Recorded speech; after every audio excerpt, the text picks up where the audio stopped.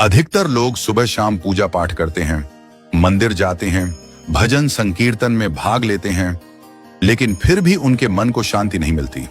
ऐसा क्यों होता है? इस विषय में एक प्राचीन कथा प्रचलित है जो यह स्पष्ट करती है कि पूजा के बावजूद भी मन अशांत क्यों रह जाता है। प्राचीन समय की बात है। एक गांव में एक महिला रहती थी। वह बहुत धार्मिक थी। प्रतिदिन सुबह सायं पूजा पाठ करती थी। घर में मंदिर बनवाया था जिसमें नियमित दीपक जलाती, भगवान की आरती करती और भजन गाती। गांव में जब भी कोई संत या साधु आते, वह उनका आदर सत्कार करती, उन्हें भोजन कराती, यथाशक्ति दान पुण्य भी करती। फिर भी उसका मन हमेशा बेचैन और अशांत रहता। उसे लगता कि जीवन में कुछ कमी है, कोई अधूरापन है। उसने कई बार भगवान से प्रार्थना की कि उसे सच्चा सुख और शांति मिले, परंतु उसका मन स्थिर न हो सका। एक दिन गांव में एक प्रसिद्ध संत पधारे। संत बहुत विद्वान थे। वे गांव-गांव घूमकर उपदेश देते थे और घर घर जाकर भिक्षा मांगते थे। जब संत उस महिला के घर भिक्षा मांगने आए तो महिला ने उन्हें आदर पूर्वक अन्नदान दिया और बड़ी विनम्रता से प्रश्न किया, महाराज, मैं प्रतिदिन पूजा करती हूँ, नियम पूर्वक व्रत उपवास करती हूँ, साधु संतों की सेवा करती हूँ, फिर भी मेरे मन को शांति क्यों नहीं मिलती? कृपया मेरे दुख का कारण बताइए। संत मुस्कुराए और बोले, मैं तुम्हारे प्रश्न का उत्तर कल दूंगा।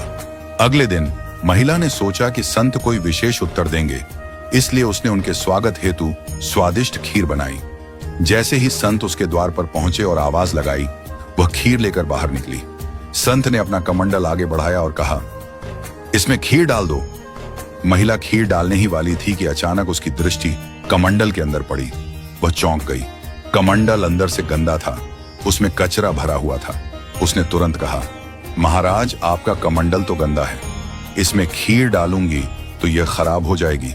कृपया मुझे कमंडल दीजिए, मैं इसे धोकर साफ कर देती हूँ। संत ने मुस्कुराकर कहा, तो तुम यह कहना चाहती हो कि जब तक पात्र शुद्ध न हो तब तक उसमें अमृत, खीर डालना उचित नहीं? महिला ने उत्तर दिया, हाँ महाराज, ऐसा करने से अमृत भी अपवित्र हो जाएगा। तब संत ने गंभीर होकर कहा, ठीक यही बात मैं तुम्हें बताना चाहता था। तुम्हारा मन ही वह कमंडल है। जब तक मन में काम, क्रोध, लोभ, मोह, ईर्ष्या, द्वेष और बुरे विचारों की गंदगी भरी होगी, तब तक उसमें ज्ञान, भक्ति और शांति कैसे टिक सकती है?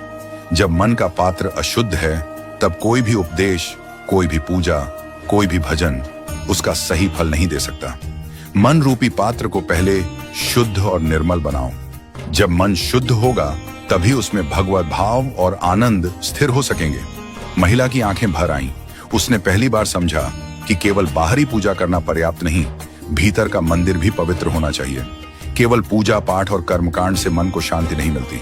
जब तक मन क्रोध, लोभ, मोह और बुरे विचारों से भरा होगा, तब तक किसी भी अच्छे विचार का प्रभाव उसमें स्थायी नहीं हो सकता। जैसे गंदे बर्तन में शुद्ध दूध नहीं रखा जा सकता, वैसे ही अशुद्ध मन में ईश्वर की अनुभूति नहीं हो सकती। इसलिए मन को पहले शांत, पवित्र और निर्मल बनाना चाहिए। यही सच्चे सुख, आनंद और शांति की कुंजी है।